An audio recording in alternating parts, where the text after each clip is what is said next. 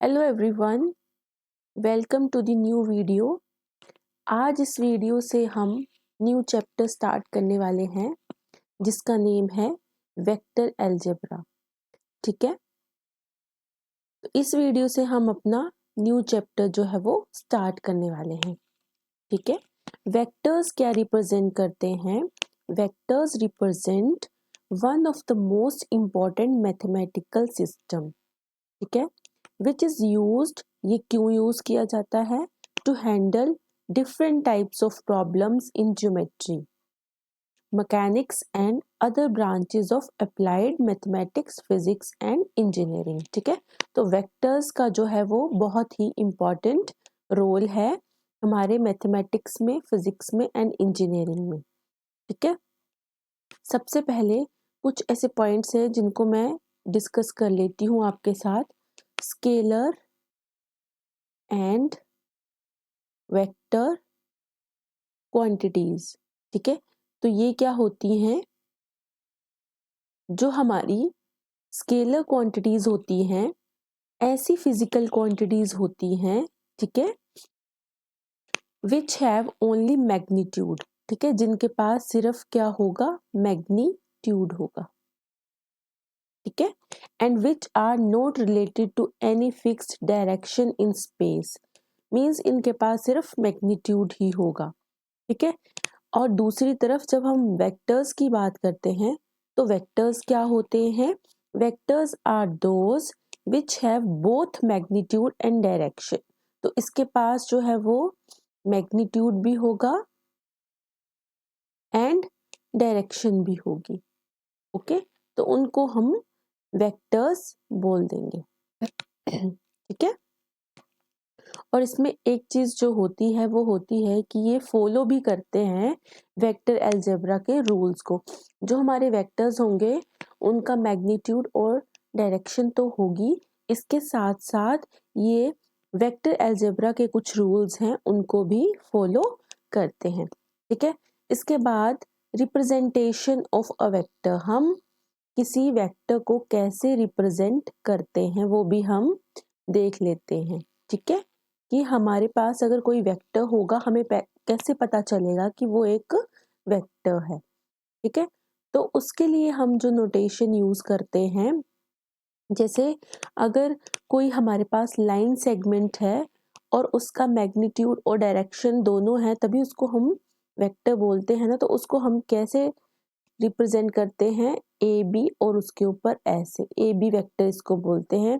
या फिर सिंपली अगर हमने उसको नाम दे दिया होगा तो ए वेक्टर, इस तरह से हम उसको लिखते हैं।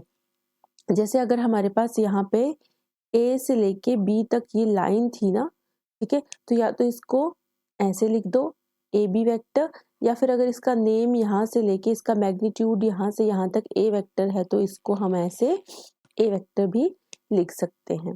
ठीक है, अब अगर मैंने मैग्नीट्यूड की बात की तो मैग्नीट्यूड क्या होता है? मैग्नीट्यूड की भी यहाँ पे बात कर लेते हैं। ठीक है, magnitude of a vector,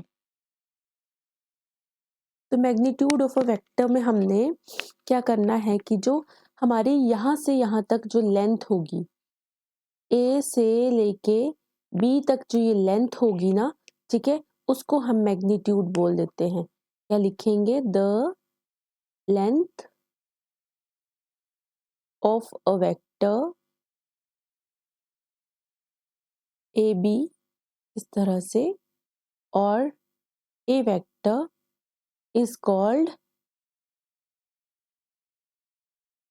magnitude, एक मिनट, is called magnitude of A B vector, है ना? ठीक है, और इसको कैसे रिप्रेजेंट करते हैं? इस तरह से ए बी वेक्टर के बाहर मोड़ लगा के, ठीक है, या फिर ऐसे इसको हम रिप्रेजेंट कर सकते हैं। ठीक है, अब इसके बाद हम देख लेते हैं कि जो triangle law of vector addition होता है वो क्या होता है। ठीक है। इसके बाद नेक्स्ट पॉइंट है हमारा triangle law of vector addition. ठीक है, तो इसमें क्या होता है कि अगर हमारे पास ट्रायंगल लॉ लिखा है ना यहाँ पे, तो यहाँ पे हमें पता चल रहा है कि एक ट्रायंगल की बात होगी। ठीक है, ट्रायंगल के साथ साथ जो है वो हमने यहाँ पे जो साइड्स लेनी है वो एज अ वेक्टर लेनी है। ठीक है, तो अगर हमारे पास यहाँ से लेके यहाँ तक ये ए बी वेक्टर और ये मैंने एक और वेक्टर ले लिया बी सी वेक्टर। ठीक है, दो वेक्टर ऐसे ले लिए, तो जो थर्ड वेक्टर है वो अगर उसकी डायरेक्शन हमने इस साइड को ली थर्ड की, ठीक है, तो इसमें क्या होता है कि ये जो वेक्टर है इसकी क्या होगी, मैग्नीट्यूड और डायरेक्शन। हमने पहले ही बात कर ली कि वेक्टर किसको बोलते हैं, जिसका मैग्नीट्यूड हो और डायरेक्शन हो।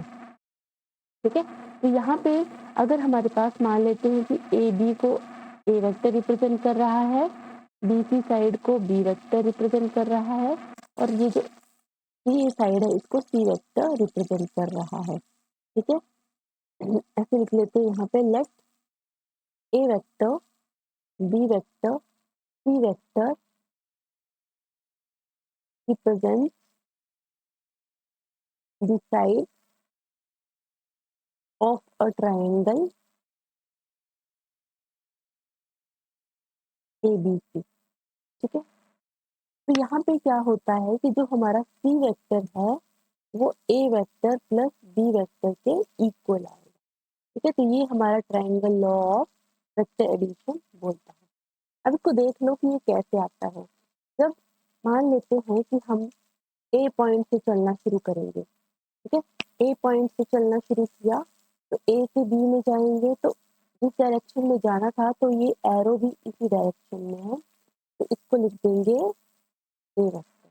इसके बाद बी से सी में जाना है, तो जिस डायरेक्शन में जाना था एरो भी उसी डायरेक्शन में है, तो इसको लिख देंगे प्लस बी वेक्टर। ठीक है, अब इसके बाद सी से ए तक जाना है, क्योंकि जहाँ से चलना शुरू किया है वहीं तक जाना है, तो ए से स्टार्ट किया था तो ए तक पहुंचने के लिए मुझे जाना इस तरफ है, लेकिन अच्छा इसका जो हमने एरो लेना है वो इस तरफ को लेना है। ठीक है, इसको करेक्ट कर लेना, ये जो एरो है ये इस तरफ को, हमें जाना इस तरफ है लेकिन एरो इस तरफ है, तो इसको हम लिखेंगे माइनस सी वेक्टर, और ये किसके इक्वल होता है, बी वेक्टर।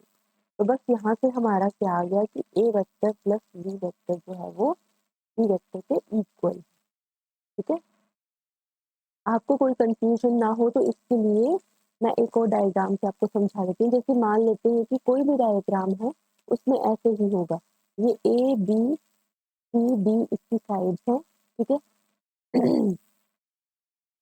अगर इस तरह से है तो ये ले लिया हमने A vector B vector C vector और डी वेक्टर। तो यहाँ पे क्या होगा, देखो ए से चलना स्टार्ट करते हैं, तो ए से बी में गए, इसी डायरेक्शन में जाना है, एरो भी इसी में है, तो ए वेक्टर लिख दिया।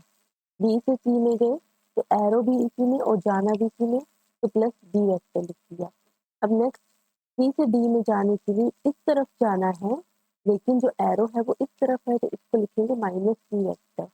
आगे बी से ए में जाने के लिए जिस तरफ जाना है उसी तरफ एरो है, तो plus C vector is equal to 0। तो यहाँ से हम लिख सकते हैं कि जो सी वेक्टर है वो A vector plus B vector plus D vector के इक्वल है। ठीक है, तो इसमें कंफ्यूज नहीं होना है, ये वाला एरो जो था वो इसी साइड को बनाना था ठीक है। ठीक है, तो ये हो गया हमारा triangle law of vector addition. उसके बाद हम चल पड़ते हैं जो यहाँ पे इम्पोर्टेंट पॉइंट होने वाला है कि टाइप्स ऑफ वेक्टर्स हम यहाँ पे डिस्कस करेंगे। ठीक है, तो टाइप्स ऑफ वेक्टर्स हमने देखने हैं अब इसके बाद, types of vectors.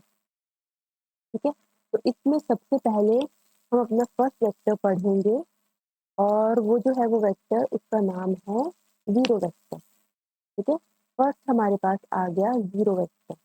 Zero vector क्या होता है, तो जीरो वेक्टर ऐसा वेक्टर होगा, वेक्टर हैविंग जीरो मैग्नीट्यूड, जिसका जो मैग्नीट्यूड होगा वो जीरो होगा। ठीक है। इसके बाद इसमें हम लिखेंगे कि जो डायरेक्शन होती है जीरो वेक्टर की, direction of zero vector is arbitrary. ठीक है, क्योंकि ऐसा वेक्टर है जीरो वेक्टर जिसका मैग्नीट्यूड ही जीरो हो गया। मैग्नीट्यूड हमने क्या पढ़ा था कि जो लेंथ होती है वेक्टर की, तो लेंथ ही अगर जीरो होगी तो उसकी डायरेक्शन को हम आर्बिट्रेरी ले सकते हैं, मतलब उसकी डायरेक्शन हम कुछ भी ले सकते हैं, हमें पता ही नहीं है कि वो किस डायरेक्शन में है मैग्नीट्यूड। ठीक है, तो इसका रीजन लिख सकते हैं कि डायरेक्शन हमने इसकी आर्बिट्रेरी क्यों ली है, क्योंकि एज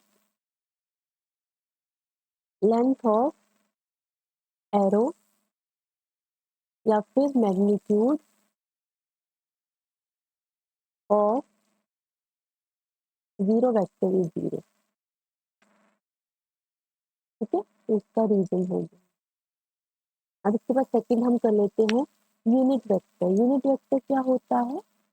यूनिट वेक्टर होता है जिसका मैग्नीट्यूड 1 होगा। Vector having magnitude 1। ठीक है, जिसका भी मैग्नीट्यूड 1 आ गया उसको हम यूनिट वेक्टर बोल देंगे। इसमें तो डायरेक्शन जो है वो आपको गिवन होगी। जैसे यहाँ पे अगर unit vector in the direction of A vector की बात की जाए तो वो क्या होती है, ए वेक्टर को उसके मैग्नीट्यूड से डिवाइड कर देते हैं। ठीक है, और उसको लिखते हैं ए क्या। ठीक है, तो ये आ गया हमारा यूनिट वेक्टर।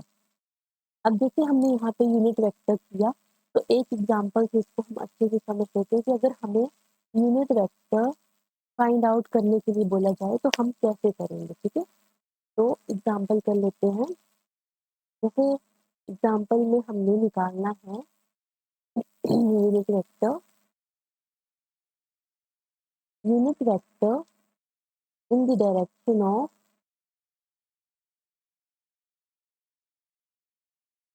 यहाँ पे लिखते हैं आई कैप प्लस जे। ठीक है, तो इसका हमने यूनिट वेक्टर निकालना। यूनिट वेक्टर की डेफिनेशन से हमने क्या करना है कि जो ए कैप आ जाएगा वो हमारे पास, जो हमारे पास वेक्टर गिवन होगा वही और उसका मैग्नीट्यूड। ठीक है, तो इसका मैग्नीट्यूड निकालने के लिए क्या होता है, मैग्नीट्यूड में क्या होता है, देखो जैसे अगर हमारे पास कोई वेक्टर, यहाँ पे मैं कलर चेंज कर लेती हूँ पेन का। जैसे हमारे पास कोई वेक्टर है, मान लेते हैं यहाँ पे V vector X I cap plus Y J cap plus Z J cap. ठीक है, तो इसका जो मैग्नीट्यूड होगा वो क्या होगा, इसका मैग्नीट्यूड हम निकालते हैं X square plus Y square plus Z square. ठीक है, तो इसी तरह से जो ये हमारा क्वेश्चन है, तो इसमें अगर हमने मैग्नीट्यूड ये नीचे लिखना है तो हम कैसे लिखेंगे, देखो आई कैप प्लस जे कैप जो है वो वैसे ही रहेगा और यहाँ पे आ जाएगा नीचे 1 स्क्वायर प्लस 0 स्क्वायर, क्योंकि के वाला जो यहाँ पे वो मिसिंग है। ठीक है, तो ये आ जाएगा आई वेक्टर प्लस आई कैप प्लस जे कैप अपॉन अंडर रूट 2। तो ये जो आ गया हमारा, ये आ गया हमारा unit.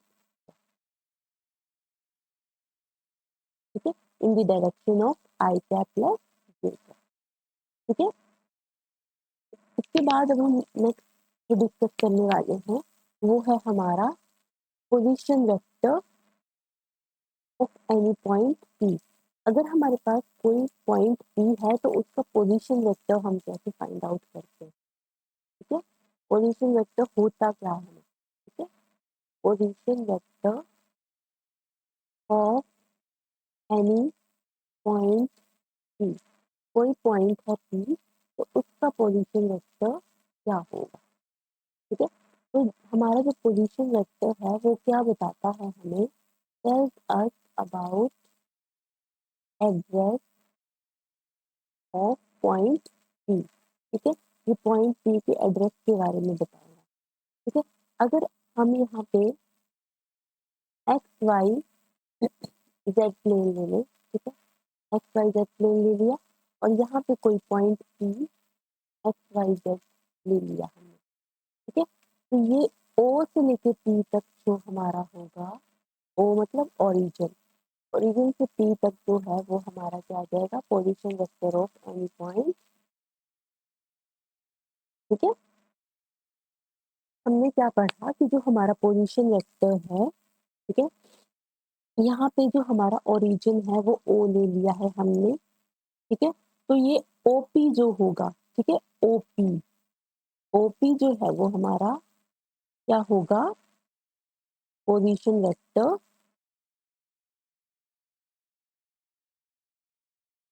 Of point P with respect to O, ठीक है। तो इस तरह से हम लिख लेते हैं। अब इसके बाद अगर हम नेक्स्ट की बात करें, देखो क्या था कि अगर हम बोले if we say that P is the point, ठीक है, तो हमें क्या पता चलता है कि यहाँ पे देखो ए बी जो होगा वो हमारा position vector of B minus position vector of A कहलाएगा, ठीक है। इसको मैं आपको लिख के दिखाती हूँ तो आपको ज्यादा समझ में आएगा, ठीक है। कोई भी वेक्टर, अगर ए बी वेक्टर है हमारे पास, ठीक है, तो उसको कैसे लिख सकते हैं हम पोजीशन वेक्टर की टर्म में, position vector of point B minus position vector of point A, ठीक है। तो ये माइंड में रखना है कि ए बी वेक्टर को पोजीशन वेक्टर की फॉर्म में हम कैसे लिख सकते हैं, ठीक है। ये आ गया हमारा position vector of a point.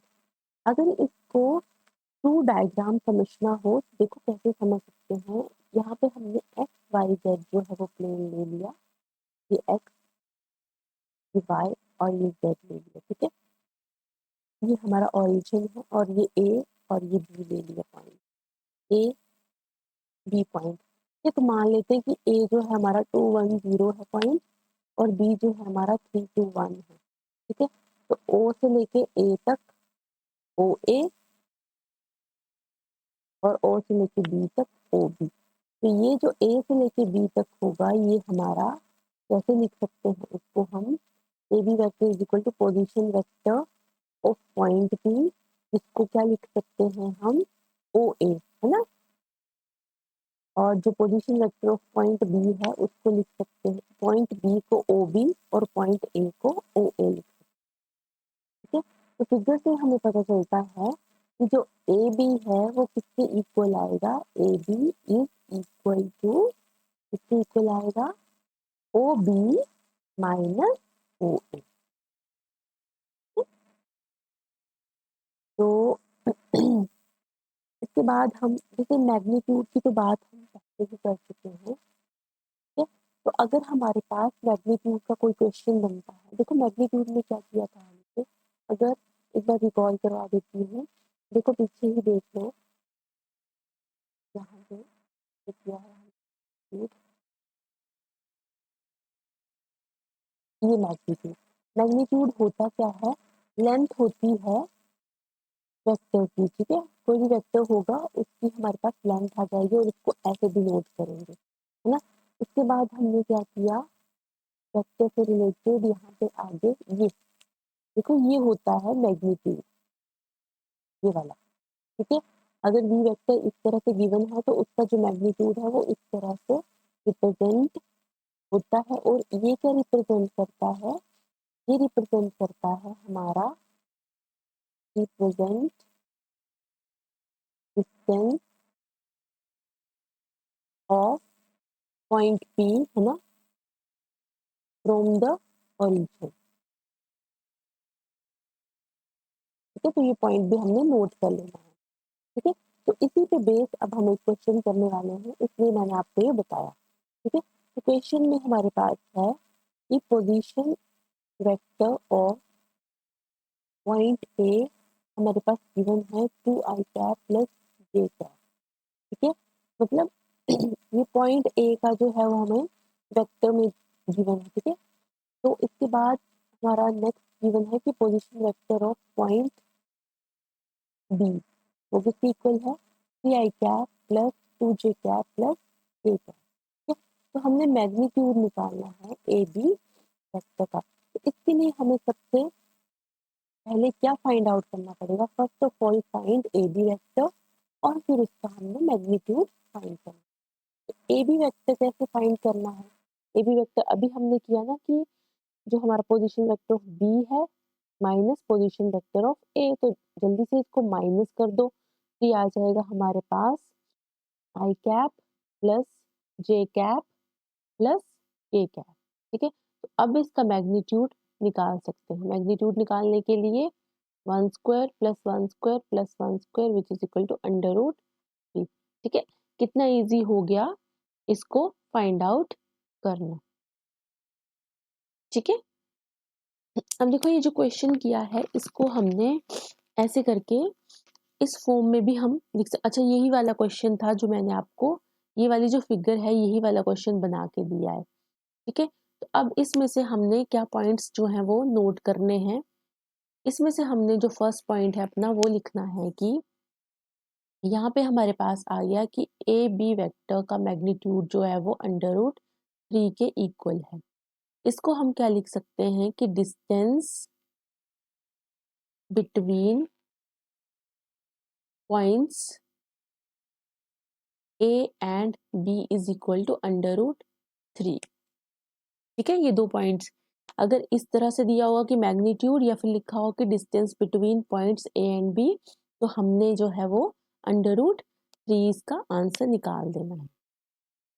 ठीक है, अब एक पॉइंट और हमने आगे जो है वो नोट करना है कि अगर हमारे पास यहाँ पे ए पॉइंट जो है वो A1 B1 और C1 गिवन है, ठीक है, और बी पॉइंट जो है वो A2 B2 C2 इस फॉर्म में गिवन है, तो जो हमारा ए बी वेक्टर है वो किसके इक्वल होता है A2i plus B2j plus C2k minus, ठीक है, A1i cap plus B1j cap plus C1k cap. ठीक है, इसको कैसे लिख सकते हैं कि A2 minus A1 I cap plus B2 minus B1 j cap plus C2 minus C1 k cap.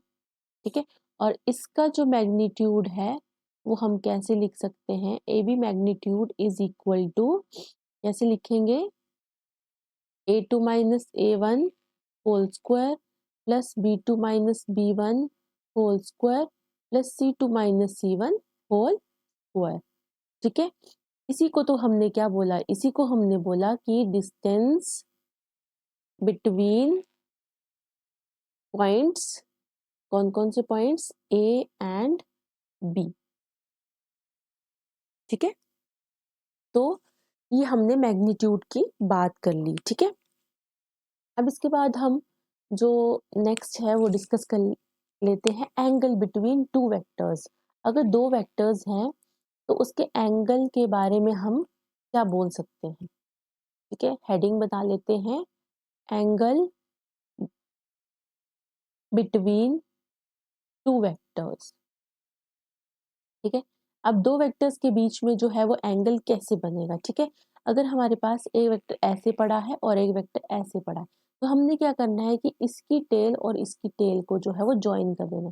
जैसे मान लो ये ऐसे है और इसको उठा के हम यहाँ ले आए तो ये ऐसे बन गए। ठीक है, ये बन गया हमारा दो वेक्टर्स बन गए और इसके बीच में जो ये एंगल थीटा है इसकी हम यहाँ पे बात कर रहे हैं। ठीक है, let theta be the angle between two vectors. ठीक है, तो क्या होगा देन जो थीटा है वो हमारा हमेशा लाई करेगा 0 और 180 के बीच में। ठीक है, जिसका क्या मतलब है इसको थोड़ा सा हाईलाइट कर लेना क्योंकि ये इंपॉर्टेंट पॉइंट है। इसका क्या मतलब है कि जो हमारा एंगल है will always lie in first और सेकंड क्वाड्रेंट। ठीक है, हमारा जो थीटा है वो फर्स्ट या सेकंड क्वाड्रेंट में ही लाई करेगा। ठीक है, जैसे ये हो गया हमारा थीटा, ऐसे भी हो सकता है एंगल 90 डिग्री, ठीक है, या फिर इस तरह से भी हो सकता है कुछ, ये थीटा, ठीक है, या फिर इस तरह से भी हमारा जो है वो एंगल हो सकता है 180 डिग्री, ठीक है। लेकिन ये जो है इस तरह से ऐसे वाला, ठीक है, तो ये वाला हमारा नहीं हो सकता है, क्योंकि हमने बोल दिया है कि जो थीटा है वो 0 और 180 के बीच में ही लाई करेगा। ठीक है, तो ये हमने आज जो डिस्कस किया, आई होप आपको समझ में आया होगा वेक्टर्स के बारे में। ठीक है, इसके बाद हम वेक्टर्स के बारे में ही थोड़ा सा आगे पढ़ेंगे। इसके बाद डॉट प्रोडक्ट, क्रॉस प्रोडक्ट, ठीक है, ये जो है ये इस चैप्टर के इम्पॉर्टेंट टॉपिक्स हैं, वो हम आने वाली वीडियोस में डिस्कस करेंगे। ठीक है, आई होप आपको ये सब कुछ समझ में आया होगा। Thanks for watching, bye everyone.